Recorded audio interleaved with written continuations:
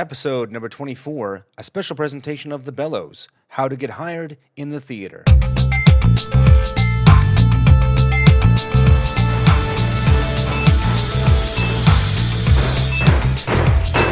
right, cut to edge of stage. Great. All right, color frost. Check. 1, 2, 3. Check. Stand by, please. House to half, house out, letting cues 1 through 10, down cues 1 through 10. And welcome back to a special episode of the Title Block. I am your host, Michael Kruse. On November 16th, 2015, I sat in on a new informal panel series in Toronto called The Bellows. Developed by Bradford and Company, The Bellows is a place for artists and performers to get together, share information, and get to know more about the production side of business. I asked Pip Bradford about the origins for The Bellows, and this is what she had to say. All right, I'm here with Pip Bradford, who is one of the organizers for tonight of The Bellows here at Theatre Passe Muraille. It's an independent project of hers, and she's going to tell us why we're all here tonight. Well, The Bellows is a project that in its conception is about giving a space for production people in Toronto to talk about working in theatre. We're really interested. We feel there's a lot of areas for creative people to talk about the more creative side of the business, the playwriting, the acting, the directing. But we don't feel like there's kind of a darkness, if you will, over production work, over design, stage management, production management, technicians. And so I really wanted to give them a space where we could all meet, mix, mingle, talk, gossip a little, but primarily it's meant to help people make connections, help people discuss issues we feel there are in the industry, and pick up really important personal professional development and tips. That's great. And who's invited to this event? Is it just the new people starting out, or is it what kind of cross section are you looking for? Hopefully this event is for everybody, and that includes people who don't even work in production. I think it's a really valuable educational resource for a lot of people who don't know a lot about production. We'd really love to have an excellent mix of younger people and also people who have some gravitas in the industry, who can give that kind of mentorship and advice that we're hoping the younger people take away from it. That's terrific. Now, tonight we're talking about contracts and getting hired in the business. What are the kind of panels do you have lined up in the future? What have you thought you want to discuss? Well, the next few panels that we have lined up specifically are about working with your friends and also how to work with production managers. But ideally, what we'd really love to do is expand. We would love it to range from a number of really very specific panels. I know that when we're coming up to April and March, we're looking at doing some on taxes and how to file your taxes as a freelancer, and also as an employee working in the arts. And I know that we'd also like to do some that are like interview, speed dating sort of setups, or some that are specifically about just what kind of skills you need, what kind of licenses you should get. So it kind of ranges from esoteric ideas to more specific tips. That's fantastic. And what is the schedule? Now, you said that you might be meeting every Monday just to have a mixer. When are the panels always scheduled? What are the details there? Do we know? Yeah, so this is a little bit confusing because what's happened is that TPM pretty much concurrently with The Bellows is an independent project from Theatre Passe Muraille. We approached Theatre Passe Muraille a number of years ago about starting this project, and it just kind of got waylaid a little bit, and my schedule, their schedule, blah, blah, blah. And then around the time that we finally decided to make this finally happen, Theatre Passe Muraille decided to open their bar every Monday. So the Theatre Passe Muraille bar is now open every Monday, and that's just a Theatre Passe Muraille thing. The Bellows will be one Monday every month. We have a Facebook page, The Bellows on Facebook, will always have that, and we also have an email address, thebellowstoronto@gmail.com, where you can send an email. We'll also probably be setting up an email list. We'll be setting up a lot of different ways to get the word out to people about when they'll be happening. That's terrific. And is Toronto, as far as you know, is Toronto the only place that is doing this on a regular basis, or does this occur other places in Canada that you know of? As far as I know, we're the first. I'm so excited to hear about it if other people want to do it. I would love to have a nationwide network of people talking about technical theater. In this episode of The Bellows, the panel talks about how to get hired in theater as production staff, from how to get your first job, get hired back after you get your big break, and how to invoice for the work and negotiate your fee. The panel, moderated by carpenter Kevin Hutson, was made up of veteran production managers Jason Golinski, Shanna Miller, and Ray Salverda. For more information about The Bellows, contact thebellowstoronto@gmail.com. And if you like this episode and want to ensure that we keep making them, please go to patreon.com and support the title block there. Panel discussions like this one require extra equipment and time, and while this program will always be free, your support is necessary to make sure that we continue to bring you great content about Canadian theatre design and production. And one note about this episode, it was recorded hastily, really at the last minute, and I had to use equipment at hand, like some old SM58s from TPM. One of them had a nasty buzz, and the other was picking up a local radio station, of all things.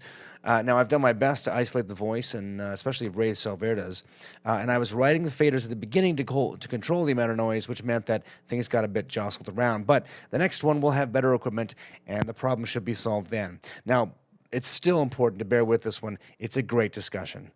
And now our special presentation of the Bellows, How to Get Hired in Canadian Theatre.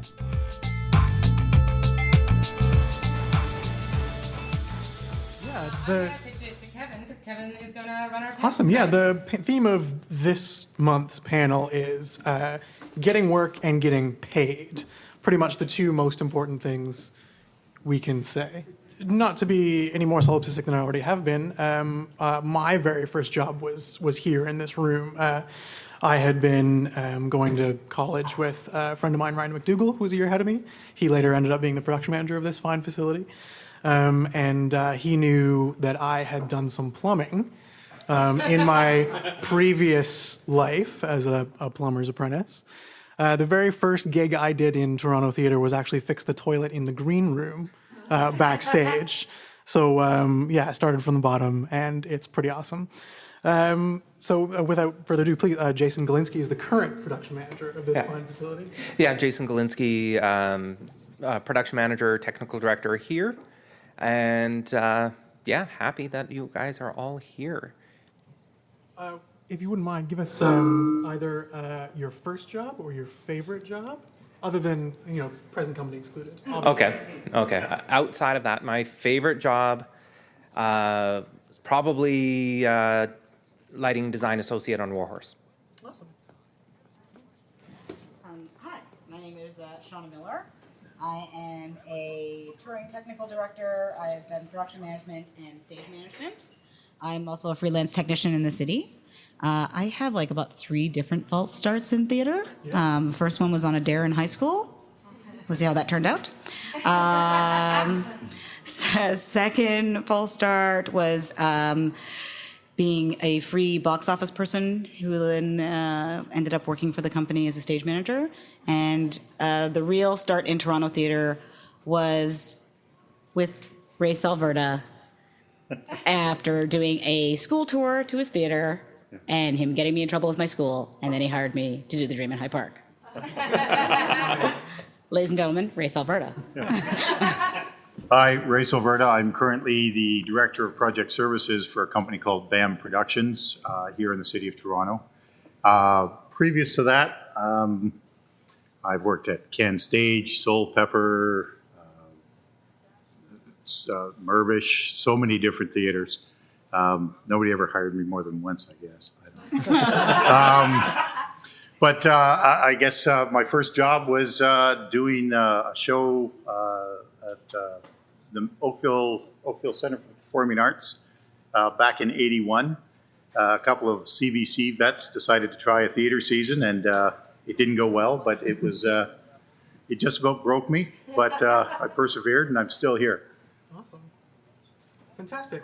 So we're going to move into how to get hired. Now, each of you are in charge of hiring people from time to time. I mean, I've done a little bit of hiring in my, technician and PM days, and my PM days are mercifully short and hopefully over. So what do you guys, for everybody's sake, trust me, I'm terrible. When you guys are looking for crew or subcontractors or designers or technicians, what is it that you look for in terms of a resume if you are hiring by resumes? I have hired by resume, but that is not the most common way for me to hire. Mm-hmm. It's probably fairly rare. Is for those of you who are actually in the room can see it. It's an unusual room, so having people who I know are familiar with the space. So basically, it's word of mouth is the most common way. particularly for this room because it's an unusual space to work in. So if I know someone who has experience in a similar space or has worked with someone who knows this space, and they can go and they can sort of describe it in advance, is in addition to trying to hire people whenever I can, I also do have to keep in mind the client, whether it's our own shows or a rental. So I can't, in good conscience, bring in a crew of 5 people who've never been in the space before for a big load-in, just because that'll exponentially increase the amount of time it'll take to do the call here, because it's unusual grid here. Yeah, it sure is. But it's much better than it used to be. Yeah, I hear that a lot. Oh, I guess me.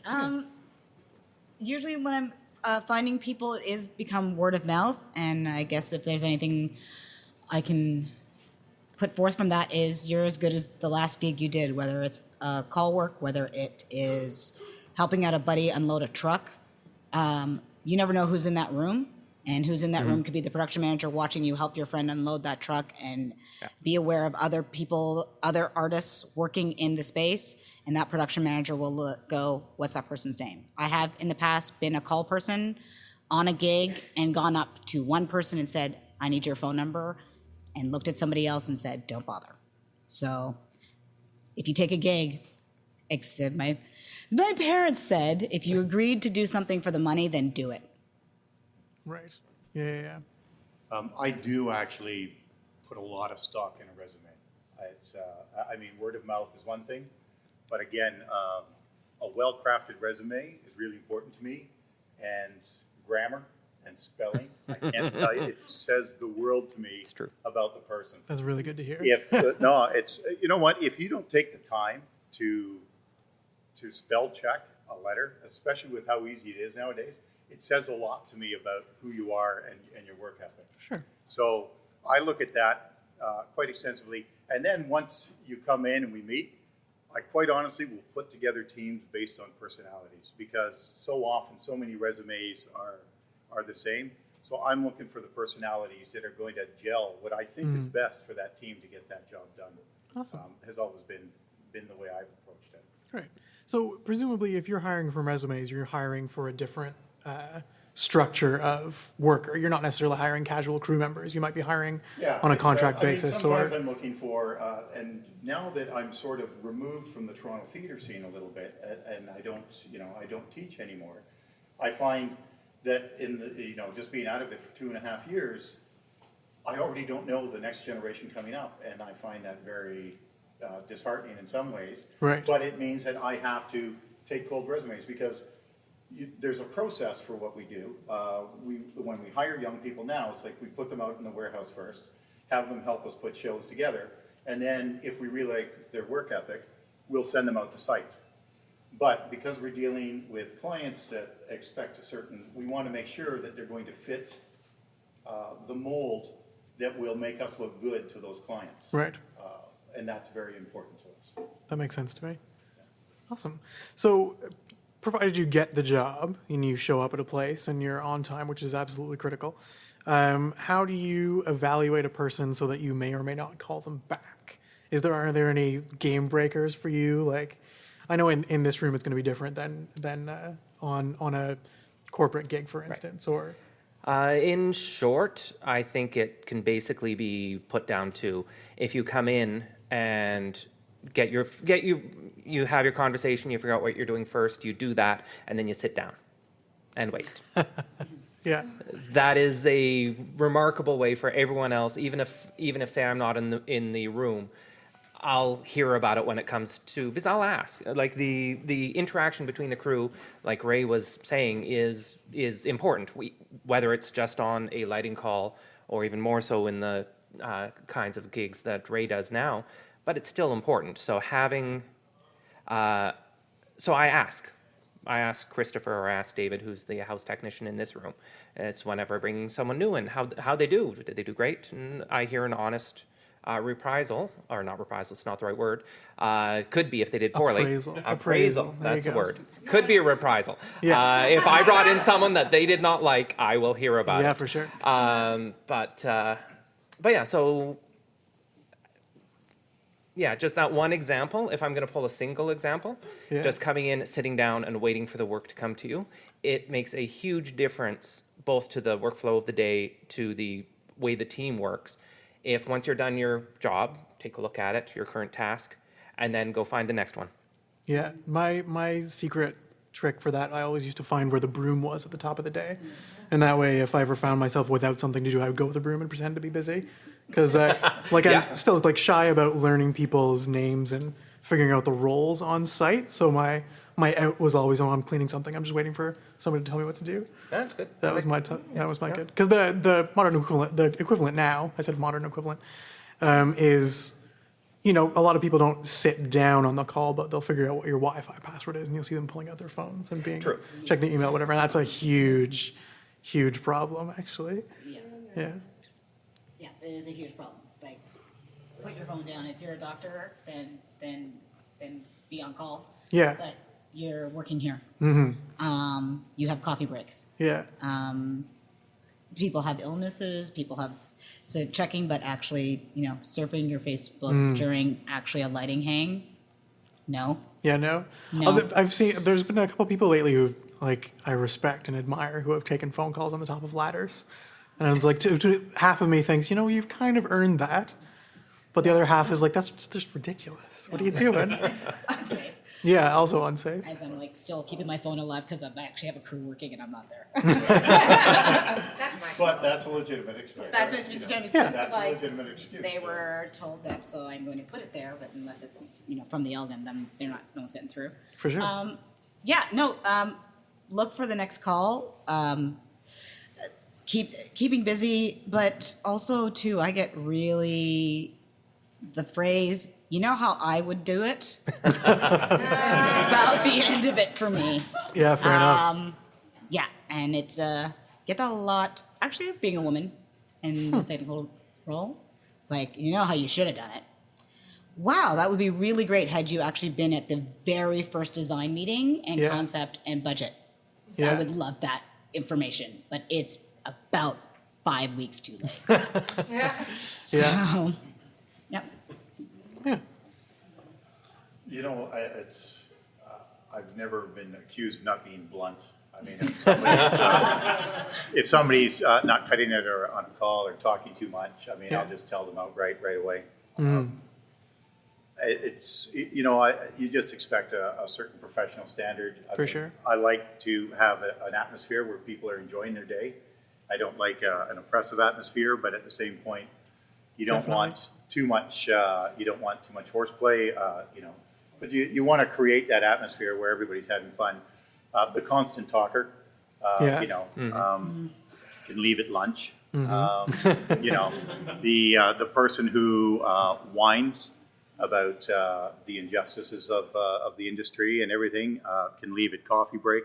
I feel like he's describing me right now. I'm What's kind of that? scared.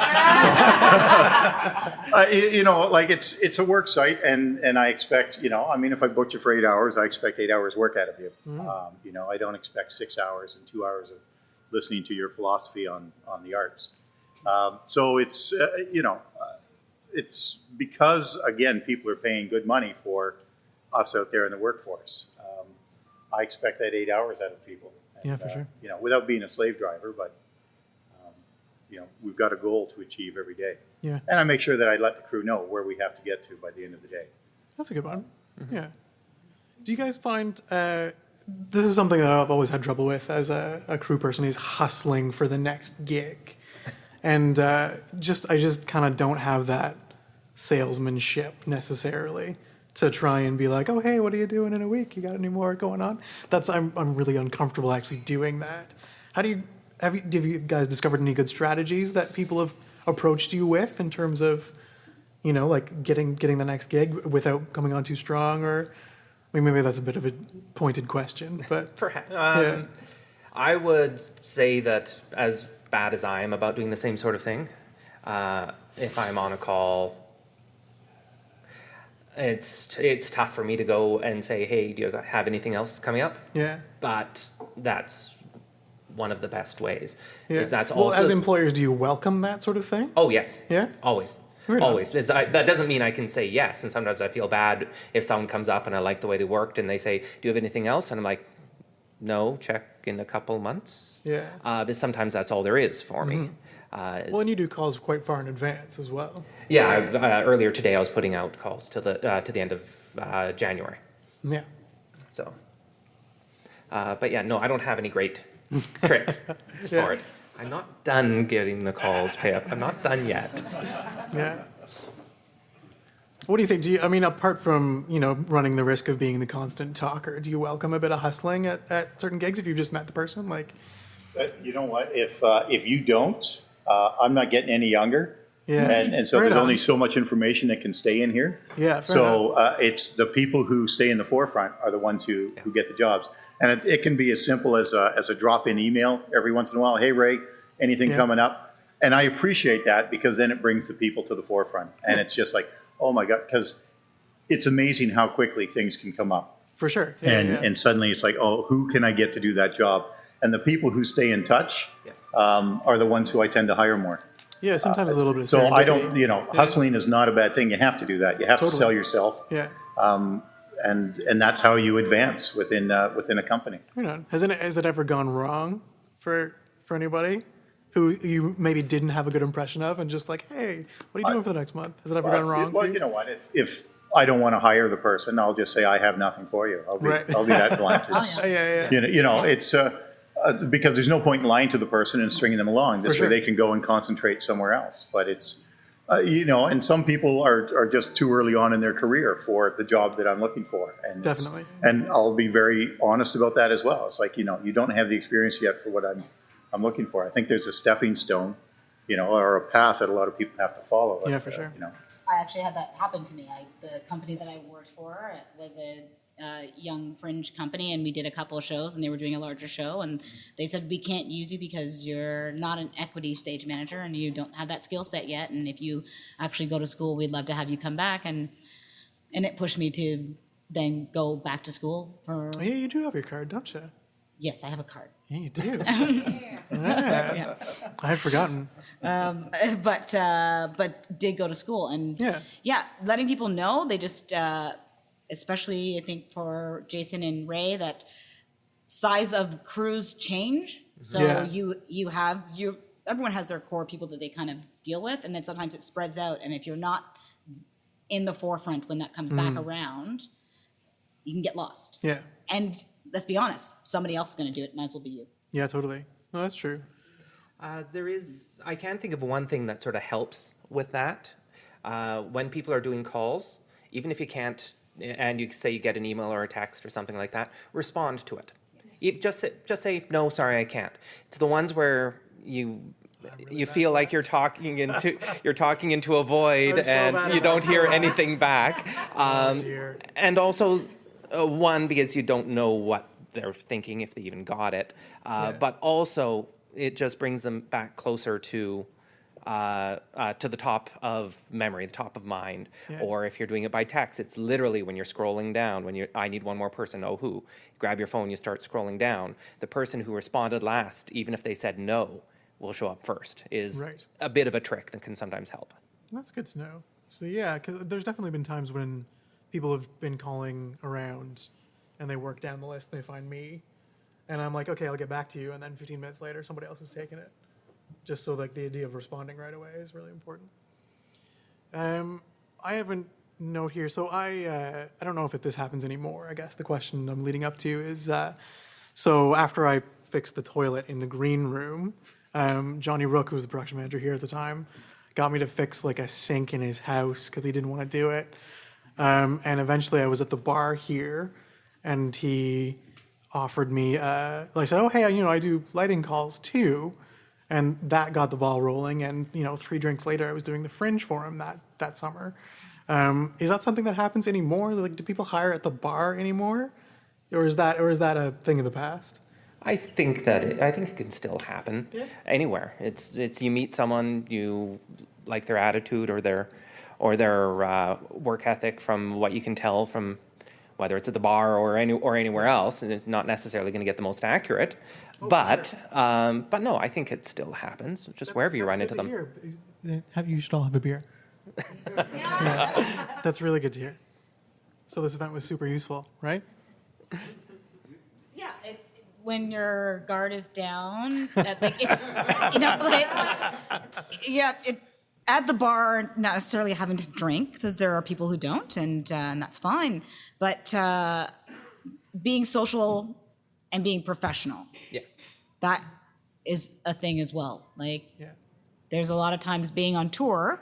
I tour quite a bit, used to, and you know, you would go out with your artists afterwards, and some people would get really take advantage of that open bar. And people who can be in situations and still be professional also get noticed Right. and understand what your purpose is there.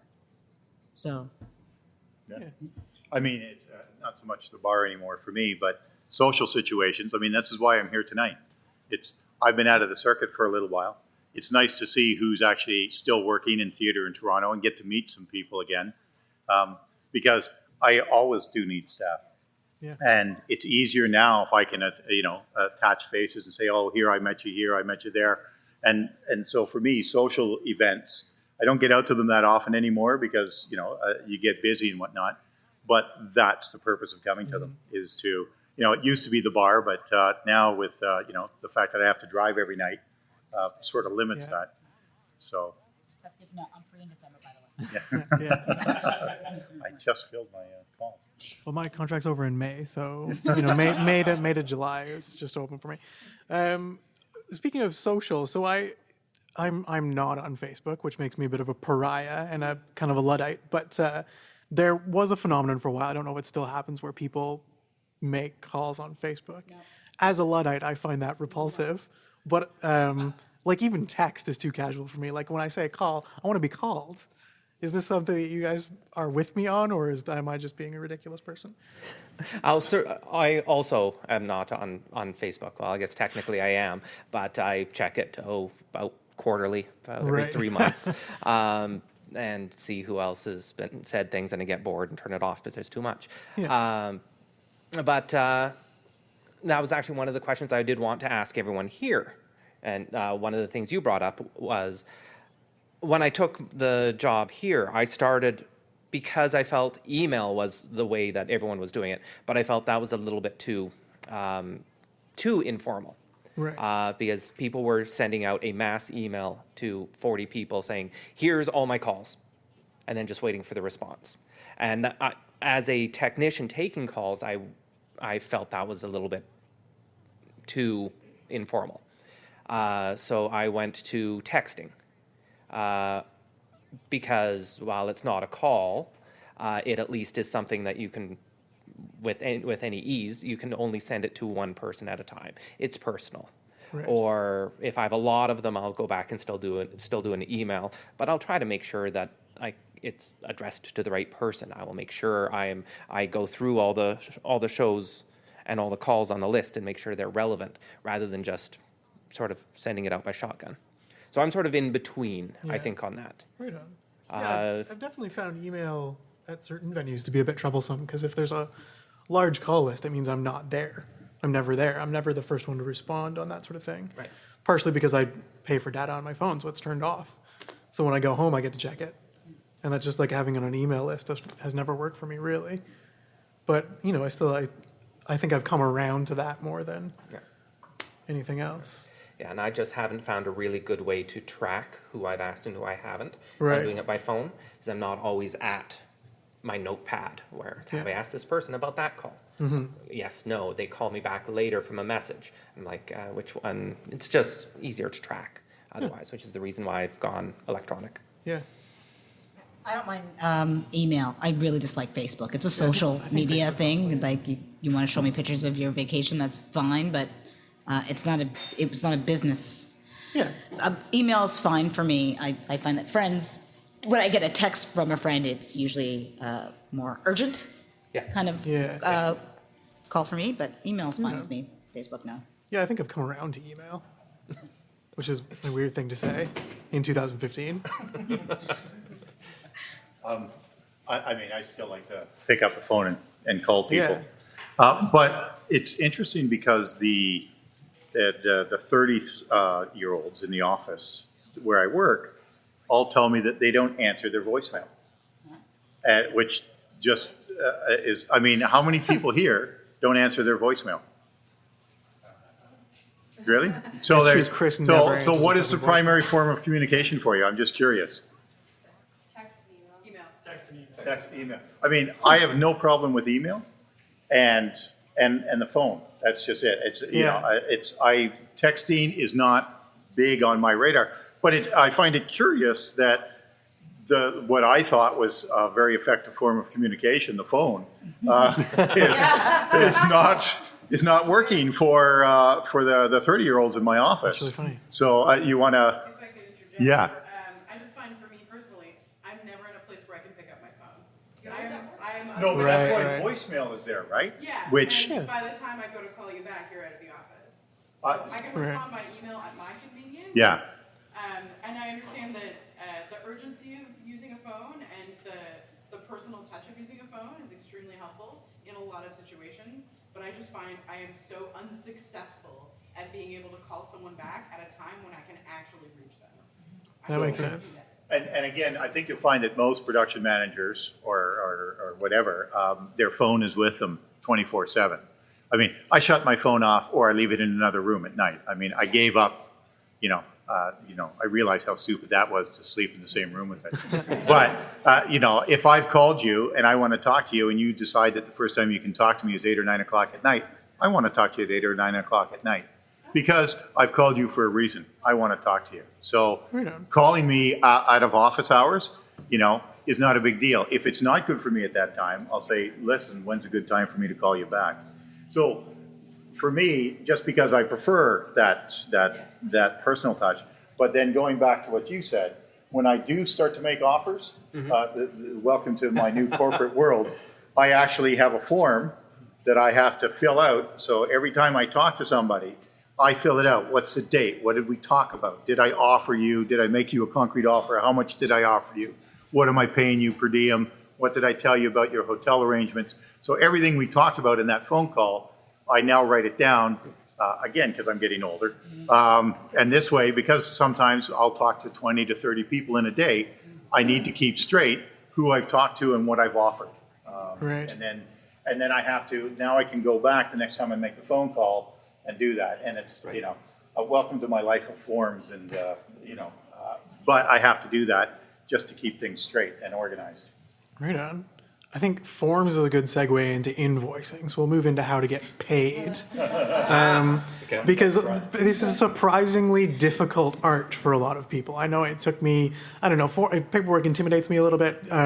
So making a good invoice was an obsession of mine until I just gave up and put the first invoice that came into my brain and then sent it off, and lo and behold, I got paid.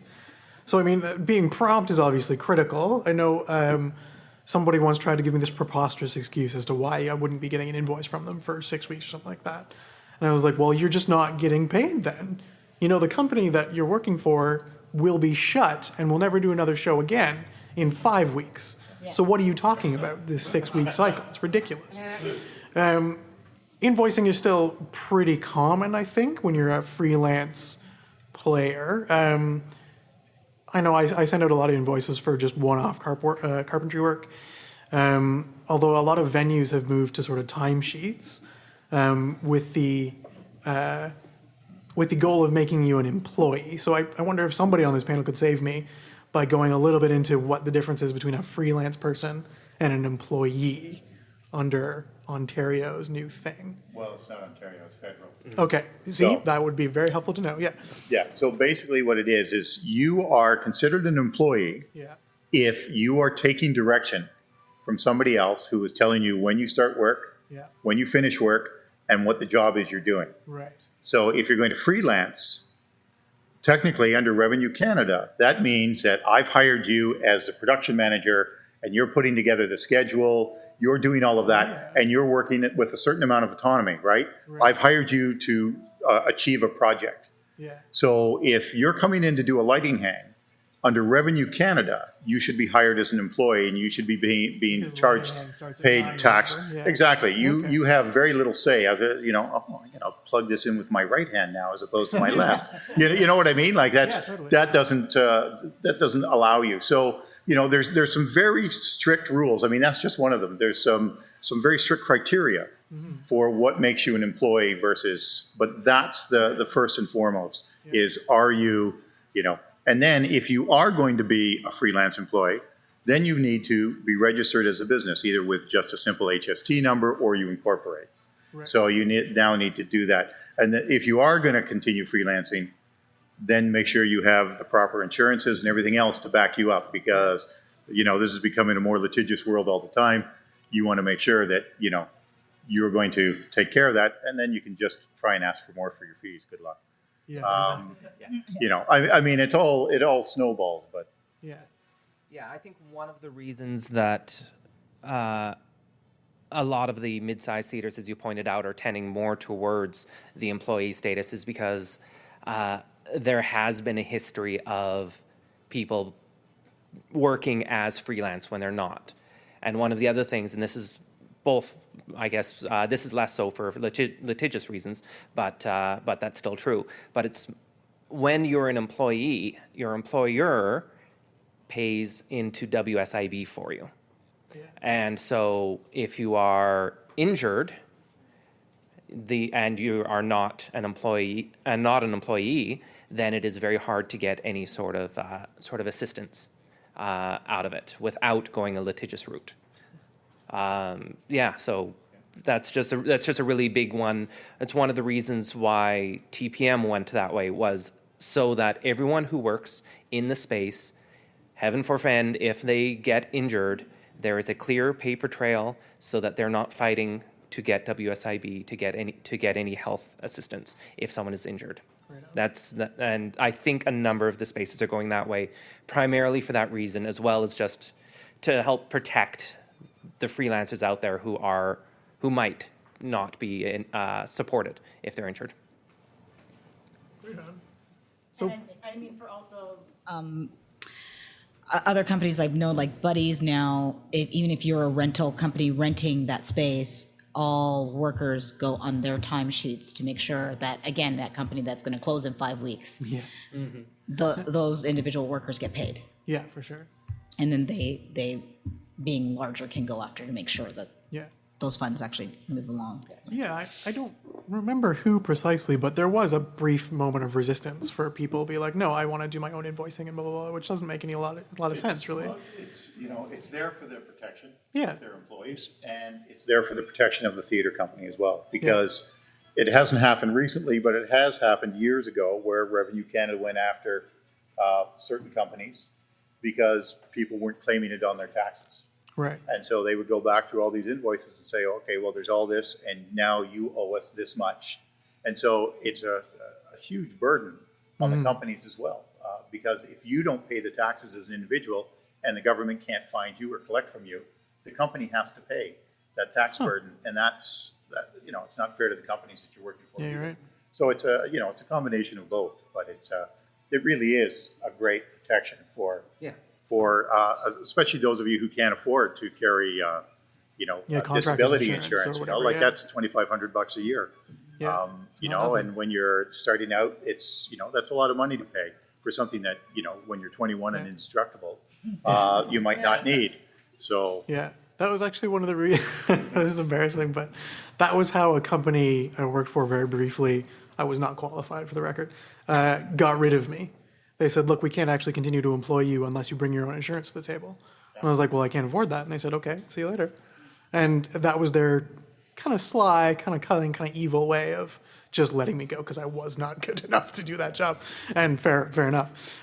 So we mentioned contract work, and that's been the bane of my existence between full-time gigs, because I have a lot of difficult negotiating a contract for myself.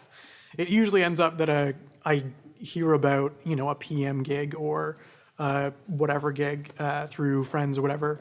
I get in touch and they say, great, we have this much money, which is fair enough. But how do you I'm no good at hustling, I'm no good at haggling. How do you make sure you don't get taken advantage of on a contract that you really, I need this money, but I think I'm worth a lot more?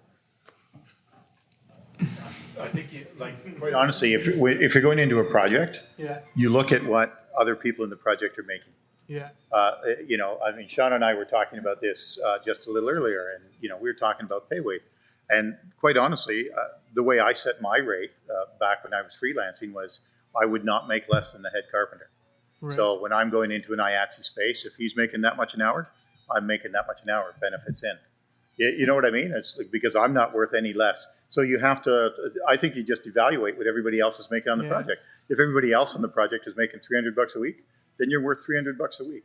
Yeah, fair enough. You know what I mean? Like, it's what can the project afford? And you price yourself, if you really want to do the project, you price yourself so that it's fair to the project. Yeah. And what I used to tell my students, if you don't ask for it in a negotiation, you're not going to get it. So and there's nothing wrong with asking for it, and especially because, like with me, it's a casual conversation. But I try to offer the best that I can offer the person right up front. But that's just it's just the way, because I've starved like everybody else. So I try to give the best offer right off the top. John, you were. I just have a question, sort of comes what you're saying. There's a phrase that I have heard in the industry by some people, and the phrase is "work to your fee." And that's how you don't get hired again. Yeah. Like, quite honestly, that's what we were saying earlier. If that's bringing an attitude into the workspace, it's just like, you're not paying me enough. Well, guess what? I'm not paying you at all now. Yeah. There's a door. It's you know what I mean? Like, work to your fee is. I was gonna bring up something like that, because the trick I've used in the past is, okay, well, you're offering me this much for this week of work. I expect it will take me this many hours. I expect to make this much an hour. And that's part of the negotiation. Yeah, I will, for this much money, I will give you this many hours. So I guess to expand on what you're saying, you're working to the agreement. Right. In that case, as opposed to working to the fee. I mean, if your fee is to get the job done, and there's been no discussion about hours or whatnot, then you can't have that negative. But if you said, okay, I can give you 48 hours for this much money. Yeah. But now the next part of that negotiation needs to be, and for every hour over this, you will pay me. But I'm serious. If you do not ask for it, people will not give it. Yeah. You have to set those parameters. And I like to be fair, especially production managing. I will put a clause in for it's a certain amount of hours, and any time over that is a certain amount of hours, especially. And I also do bulk hours separately, depending. Like, pre-production is this many hours. Tech week, I know I need to be there till the end of it. Yeah. And I'm going to be there. I'm not expected to be paid by hour, especially in smaller theater companies. Absolutely, yeah. Like Tech week, we just get it done. Yeah. But we need to have a meeting every 3 days, or you can put things in line. And a way of curbing that for me is hours over that, and they start going, oh, maybe I'll just make a list of all the things I need to check and wait for the production meeting. Yeah, for sure. Yeah, I mean, because I've definitely given that sort of, they have X amount of money, and then I know there's a tech week in there, which, okay, I'm yours for the tech week. That's kind of how this works. But then I need to downgrade my hours beforehand, which means we need to improve our communication straight up front so that nobody's lost on anything. And that's on you as well. Yeah. Because you need to also Absolutely. make sure that all questions are answered. You're looking at all corners, and you're listening to everybody. But that will go off to another conversation I can go on about. Yeah. What? There was a couple of questions back Yeah, shoot. Yeah. I was just thinking from a worker's perspective, when you're looking for that work, and if you're looking to work with a company that you're unfamiliar with, and the company is trying to haggle you down on what you think you're worth, you have the right to not work for that company. And of course. Yeah. Like, well, no, that's not quite what we're going to agree upon, so that you don't put yourself in the scenario where you're going in bitter and going in working for less and that sort of thing. So, and that might just reflect on a whole other attitude of the company that you don't want to be a part of. So That's a fantastic point. Yeah, absolutely. Yeah, I think there might be a little bit of a link between what you're talking about and what John mentioned, because I think that there are times when you have no work, and it's like, I have to take this gig, and they're bartering me down and down and down and down. And then that's where I think you run into the risk of people choosing to work to the fee that they agreed to. Yeah.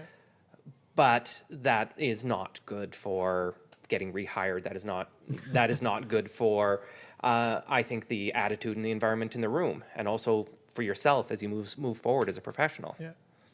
Yeah, I mean, I know I've definitely been intimidated by people, general managers who are good at haggling, but I feel like the reverse is true. If you're very assertive with your time and your needs, then you can come out looking like a super pro and are actually probably more likely to get what you want if you're able to communicate those demands up front, because it actually does protect everybody to say that, no, I'm working for this much because that's what I work for. It actually does protect everybody, I think. And you only get better. Yeah. Doing it. Yeah, for sure. Like it's every negotiation, it's just like, when you first start out, you Yeah. go to as many job interviews as you can. You don't Yeah, maybe exactly, don't want yeah. all those jobs, Yeah.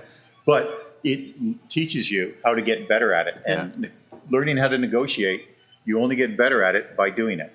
And knowing what you want in advance and doing your research and all that other stuff that goes along with it. But, you should never be intimidated to ask for it. Totally. And it doesn't have to be aggressive in your ask. Yeah. It's not like a sit down or I walk. It's, this is what I would like. Mhm. And, again, it's because quite often I don't think to give people raises. I don't know why. But, when they come up and they talk to me about it, then I sit down and we do a performance review and we look at it and give raises where necessary. For sure. That's a hard skill to learn, like interviewing and negotiation. I kind of got lucky and got a really good gig without having to really, really hustle. As a result, my interview skills, I'm still a little bit sketchy in an interview. I've been doing this for a while now. But it took me probably 5 years to actually be confident in an interview, and probably 7 to actually be confident negotiating a contract. Like it's really difficult. Way better in the last little while. And Yeah? then as you, For sure. But as you also get a better grasp of what you're going to bring to a project, Yeah. You become a lot better in that interview. So true. Because you'll understand, this is going to take me this many hours. I'm going to put this much time into it. This is the things that we need to do, and you can have that conversation. Because everyone's there to make sure that their part of this project works, and part of that is them also not going bankrupt. Yeah. Either. So it's You're right, dealing with that. Awesome. We had a question there earlier. Yeah. So you said earlier that you would expect to get paid as much as the head carpenter on any site. That was a choice I made, and if you didn't want to pay me that, I wouldn't take the job. How do you know how much the head carpenter is getting paid? As someone who's really uncomfortable talking about money with his colleagues, Right. how do you know how much other people are getting The research can be hard. It's true. But it's, for me, it was in IATSE spaces, so it's really easy because those guys love to talk. It's like, how much you making? And I know that the average rate of benefits in Toronto is anywhere between 35 and 43% over and above their hourly wage. So you go, okay, so they're making this much an hour. That's great. And then after 8 hours in a day, they're making time and a half. So you want me to be in a theater 12 hours a day, 6 days a week, this is what you're going to pay me. And, because if he's making this much a week, why shouldn't I? Because at the end of the day, it's my responsibility. Yeah. So that was just the role I took. And so not everybody's willing to pay that. That's life, and I don't work for them. Ray, can you just clarify, what's the job that you're walking into the room? Like as a production manager. As a production manager, because that's who you're either going to get hired as a production manager or a technical director in a union space. So, at Can Stage, where it's a long-term contract, you're not going to get that. But as a freelancer, that was a dollar figure that I used. That's great. And it's just, and like I said, it's just, you set your standard, what are you willing to work for? And again, while I'm making, this stupid money that I considered it, I would also do other things for $200 or $300, or I would donate my time for something just because it's a choice I make. Yeah. Well, I feel like that leads on really well. I have a question here. Like, how do you manage working for friends? Because I know when you start out, and I still do work for people and charge them far less than I should, just because I love what they do and who they are. So, like, how do you balance that between still valuing your time at what it's worth and, you know, valuing your relationship, I guess. Trade and commerce, my friend. Right, Also, right, too, right. and karma's a bitch. Yeah. Because what you put out there is what you get back. There have been a number of us, probably on this panel, that have all done the holy fuck phone call from a friend of like, oh, I'm putting on my steel toes at 10 o'clock and I'll meet you at the truck. Yeah. Yeah, for And sure. when you do that, or when you take a gig that's slightly smaller for a friend or family, Yeah. you pocket it. Sometimes it comes back, sometimes it doesn't. Yeah. But for me, I Yeah, got a lot fair of enough. favors out there that I owe, and a lot of favors that are owed to me. Yeah. I think for some of the people who are afraid to work for friends or nervous about it, that conversation that can be so hard but just be blunt enough to go, what's the deal? Are you expecting me to volunteer my time?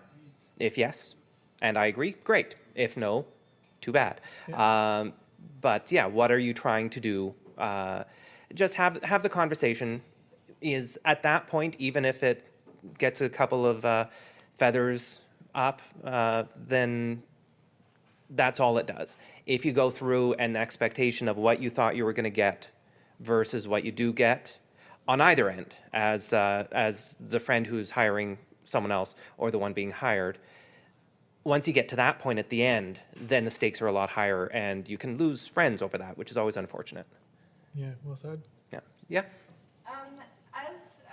As a student, I often find that there are, people often say, like, you should get out there, volunteer for different companies and all this stuff. Where would you say the line is between what you should volunteer for and what you should ask to be paid for when you're just starting out in your career? That's a great question. Yeah. Can I, here's my thing. If you're working in the industry, I don't think anybody should volunteer. I think you should be paid. I don't believe in internships. I don't believe in people doing things for free. I mean, you're going to school, you're paying money at school to learn the basic skill sets. So I think it's important that when you come out into the workforce, I don't care if you're even getting paid minimum wage, but I don't believe in free labor. I believe if you don't have the money to do the project, then you shouldn't. Now, it doesn't mean that, there are always going to be projects and fringe projects and things like that where you're doing for love, and that's great. But somebody shouldn't be encouraging you from school to go out and volunteer your time. Unless it's a student-driven project or something like that. But if you're going to work in a professional company, you should be getting paid. Yeah. That's my own personal opinion. I've never enjoyed working with volunteers because I can't fire volunteers. It's true, right? If I'm paying you, then I can tell you the level of work I expect from you. And a couple of times in my life where I've had to have volunteers, I've not been a fan of it. That's just a personal opinion. I don't know. I mean, other people in different theater situations might have different opinions, but I think I agree with that. It's not always that easy to see when you're a student or when you're first starting out. And I think one of the things that I had to learn the hard way, because I did a lot of volunteer, and both with friends and on other shows when I started, was it gets to be a little bit too easy to undervalue your own work if you're volunteering all the time. So if the situation is such that you have to, or you feel you have to, it sort of ties back into if you have to take a gig for less than you think you should. At the very least, be honest with the person who is engaging you for this. To if it's an invoice for a gig, say I'm doing it for $300, and I'm giving you a discount of $800 off my usual fee for this, or whatever. Yeah. But just so that the value is clear, even if some of it is gifted or isn't gifted. And the same sort of thing. If you feel like you have to volunteer, I agree. Volunteering for professional theater, I don't think should be done either. For friends, for love, for other projects, your own projects, that gets up to you. But always be clear about what the value of what you're doing is I know for a number of years I really sort of undervalued and underquoted, underhaggled myself from where I should have been. Yeah. And people were like, oh, that's all you want? Sure. Because I was so used to working at free or low rates. So just something to keep an eye on. One time of working to the fee. The question comes down to also too what they're expecting. If they're expecting a professional service, that should be treated professionally. Yeah. Point on that, would you have a volunteer plumber? What Yeah. Right? Yeah, no, you wouldn't. No. You would never have a plumber come to your house and fix your Yeah. toilet. Totally true. Because they're looking for the experience. Yeah. Yeah. Well, I know a volunteer surgeon. Yeah. Yeah, I mean, the trouble with volunteering when there's money involved elsewhere is if somebody's getting paid, why aren't you? That's really a tough one to stomach. Even if it's a fringe show and you're working for a percentage of a share and blah, blah, blah, blah, blah. If it's something and it's something similar to what everybody else is getting paid, then you're more in the realm of acceptability. I don't really know how to phrase this, but it's a dangerous path to go down because you start devaluing your work, and by supplying free labor, why would they ever pay anybody, right? So you're devaluing a lot of people's work by working for free or working for a pittance. Can I offer us Yeah. just a note? Since I've been interviewing a bunch of designers from way back when, even before race time. I know, it's a long time ago. Back in the 70s, this is how you got hired. So you'd show up at a theater, they go, who's this kid? And they go, I don't know, this is some kid. Okay, go hang some lights. And then by the end of the week, you're all of a sudden working as an electrician. And I think that the people teaching at the university level who are in senior positions still have this notion about how you're supposed to get hired. And I think it's a myth that's left over from the period of time when there was a deficit of technicians, and they would just take anybody off the street because there was a job for you. And now that we're training so many people and there's so many people coming out of programs, it's not the same marketplace. Yeah. You have to show your value, and they get to pick and choose. And so I think that is probably an unfortunate myth that's being spread by people who are not connected to the industry directly. Yeah. I'd say there's...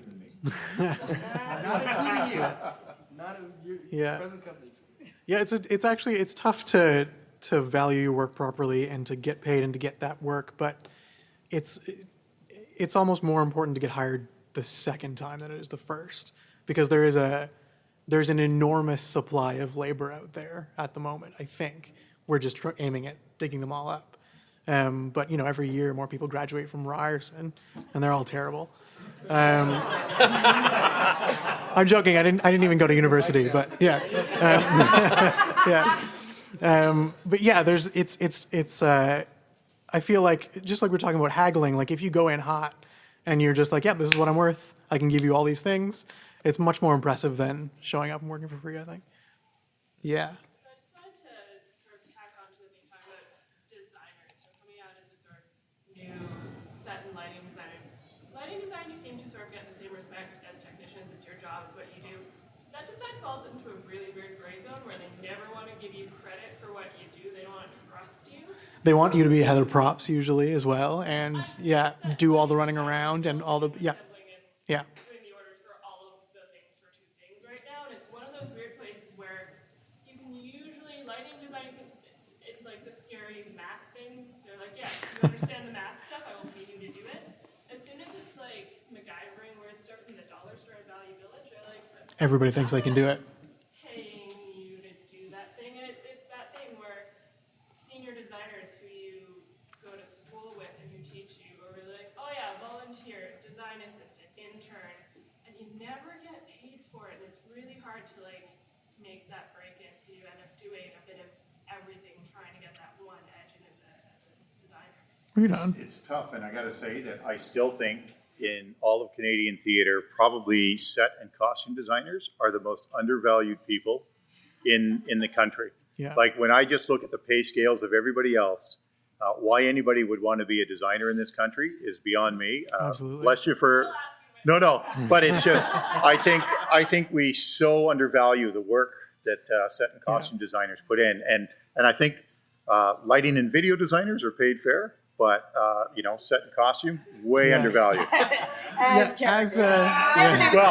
Cameron Davis. Well, you know what? I'm not saying that they couldn't get a pay increase, but when you look at it all I mean, really, designers could all get double the fee for the amount of hours they put into. Definitely. But then set and costume designers should be even higher, because I've worked with designers who've been on shows for 6 months, and I look at the fee we pay them, and I just go, oh my God, why in the hell are you doing this?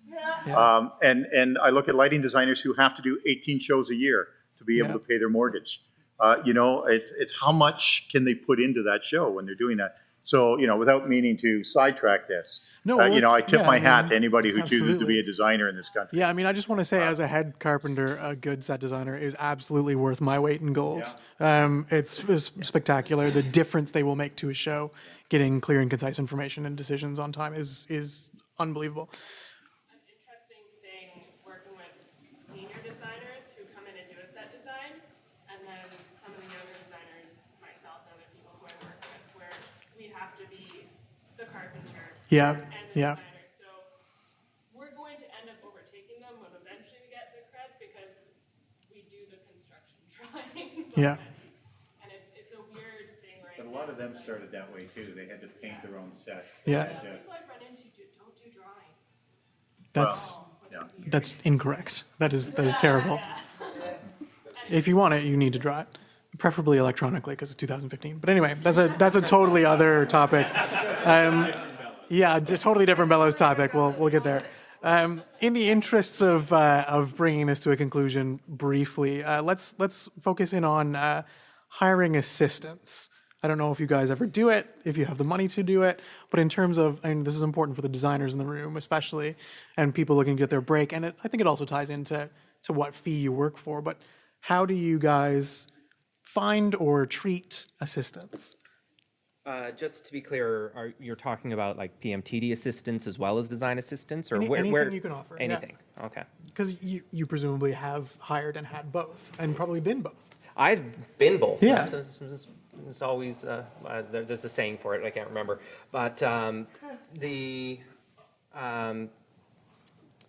almost never have a chance to hire an assistant here. It's a crying shame. It really is. As I have, happily, because we're doing a show now that tours with relative frequency, so Life, Death, and the Blues, so that what we do is I will go out with the show as the associate lighting designer and the tour manager, and PMTD, all that good stuff.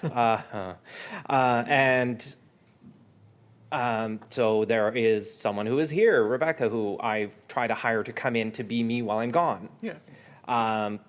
It's not really the same as assisting. Right. The expectations are so much higher, obviously. Totally, yeah. But yeah, no, I think I've had one assistant stage manager here in my 3 years, 2. Right. But how do you go about finding that person, the right person to really help your process? One came with the stage manager. Right. And one came with a resume and then a friend's recommendation. Right. For me, I've had to, taking a lot of projects, I've had to, in the last little while, give off part of a tour, and it is depending on the company as well. Yeah. Like looking at that person and seeing how they can mesh with the rest of the artistic company. Are they going to be me or better than me? Right. So it's a personality thing, or it's a do you mean personality just like thing and a competence? work ethic thing. I actually prefer working with people who are way smarter than me. Even as the production manager, makes my life so much easier. But I have sent somebody out who I feel is higher skill sets than myself, because that company has trusted me to finish this project to the end. And if I can't be there and hiring an assistant out there, it's my responsibility to make sure that project still goes out to my standard. Yeah, for sure. It's a lot, Go on. but I feel strongly about it. There you go. Yeah. I find hiring an assistant really hard. Yeah? Because to hire a true assistant, like I've hired lots of people to work with me as part of a team, and that's easy. But to have an assistant is really tough, because how much am I willing to give up? You know what I mean? And a couple of times I've had assistants, if they make a wrong decision, it comes back on me. So it's, I have hired assistants a couple of times, and it's because it's people I know and trust. Right. Shanna Miller, I mean, she's helped me out on large projects off and on over the years, because I know I can trust her. I can give her the information, and I know that she's not going to, suddenly go, you know what? Let's spend $100,000 on this. So it's from the people you work with. Yeah. It's knowing somebody you trust, and I mean, as you sort of, I mean, because we've known each other for a few years. So we've just known to learn to trust each other and whatnot, and it makes life really easy. Fair enough. So maybe we'll have to have you back for the designer-focused panel to get the assistant talk. And as the assistant, the reason I feel that you would hire me again would be that I'm working under your name. Yeah. Like, I cannot trash your name. That is my responsibility as your assistant. Yeah. And from there, that's how my reputation grows. Yeah, it's yeah. I mean, it's tough to hire like an assistant, and if it's a training position, it's easy. You look for somebody who you think has the skills, and you bring them along. But how much responsibility do you give them? I mean, you run away for 2 weeks on holidays and trust that person's going to have everything running smooth when you get back. Yeah. Well, let's talk a little more about skills, and then we'll get to the final question, which I think is kind of fun. Are there skills or attitudes that you value more than others? Like, I know there's a difference between sort of hard tech skills and sort of softer personality skills. My terminology between hard and soft is obviously false, but people talk about the right attitude, people talk about work ethic, people talk about just the ability to learn on your feet, that sort of thing. Is there one or two things you look for above anything beyond they really know their DMX, or they, or really know how to run a microphone? I love problem solvers. Yeah? I love people who can think outside the box. It's, because there's never one way to solve a problem. For sure. So I love people who I can sit and, if I was the smartest guy in the world and didn't need any help, I'd be making a lot more money than I am now. So, I mean, I rely on the people around me. And so I love problem solvers who I can sit and brainstorm with and come up with the right answers. Fantastic. Yeah, an interesting mix between problem solving and consistency, I guess. Oh, yeah. In that, if I know someone and I'm hiring them in to be an assistant for myself or anything else, if they show a consistency in enough things that, and I know it's sort of hard to put into words, but basically, so I can have a sense of, if I bring you in on a gig and something happens, I will have a sense of how you'll respond to it, which ties into Ray's thing about thinking outside the box, about thinking clearly and problem solving. Yeah. But there's just sort of a sense of consistency rather than moments of brilliance. Moments of brilliance are wonderful, but they're hard to rely on. Fair enough, yeah. I agree with the problem solving as well. And again, for me, working with, you're not going in this alone. Like anybody who is, a team player. I work with a lot of small companies that they're putting their house on mortgage. Yeah, even that's so true. Your wife is working for somebody who puts his house on mortgage and is world known, played the Sydney Opera House and still putting it. So if you aren't there to be part of the entire process with everybody else who's also working maybe more hours, just, the stakes are higher for other people too. If you think the wig maker is not working as many hours as you, then I don't need you. That's awesome. I would really love to end there, but I have one last question. It's a two-parter. Have any of you ever backed out of a contract? And without naming names necessarily, have any of you ever backed out of a contract? And is there anybody you won't work for anymore?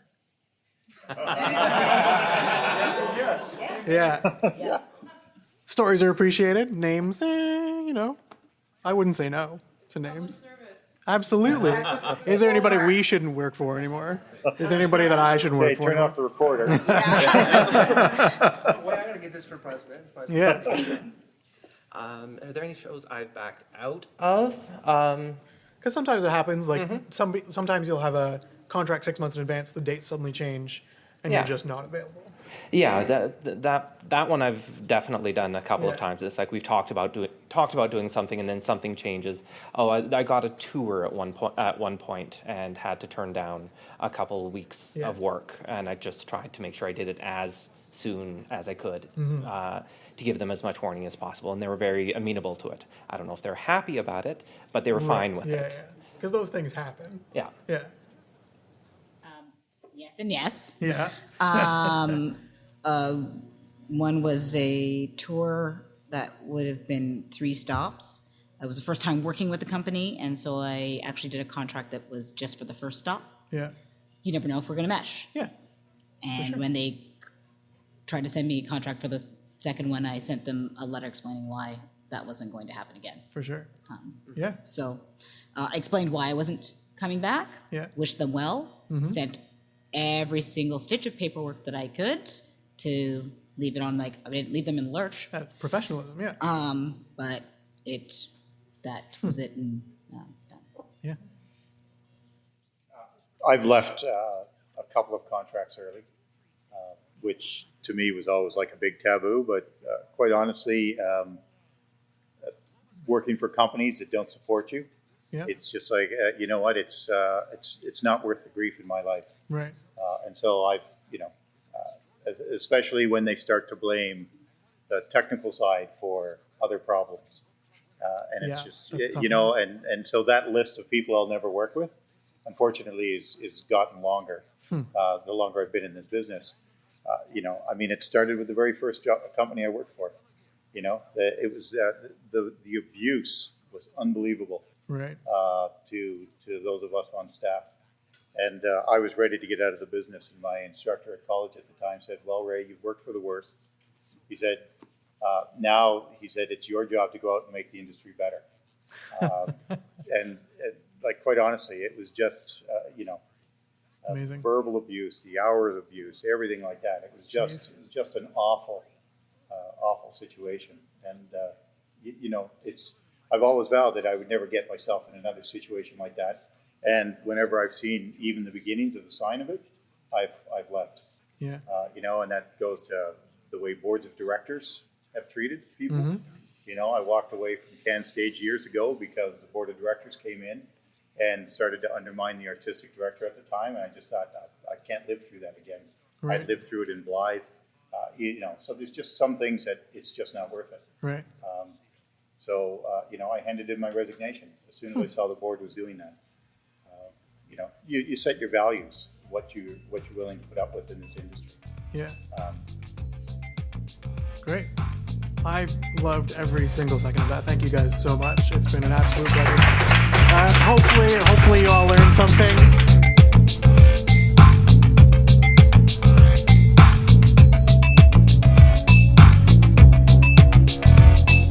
And that was our special presentation of The Bellows, How to Get Hired in Canadian Theatre. Thanks for sticking through that one.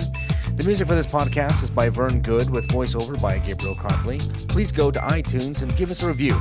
It'll help get the word out about this podcast and share the history of theatre design in Canada. And you can follow us on Twitter at TheTitleBlockCA, especially if you want to follow us, if you want to catch the Periscope episodes that we're broadcasting live, and on Facebook.com/TheTitleBlock Podcast. You can send comments and requests by email to thetitleBlock@gmail.com. And don't forget that if you like the show, please support us on Patreon.com. I'm Michael Kruse, and I'll see you next time on The Title Block.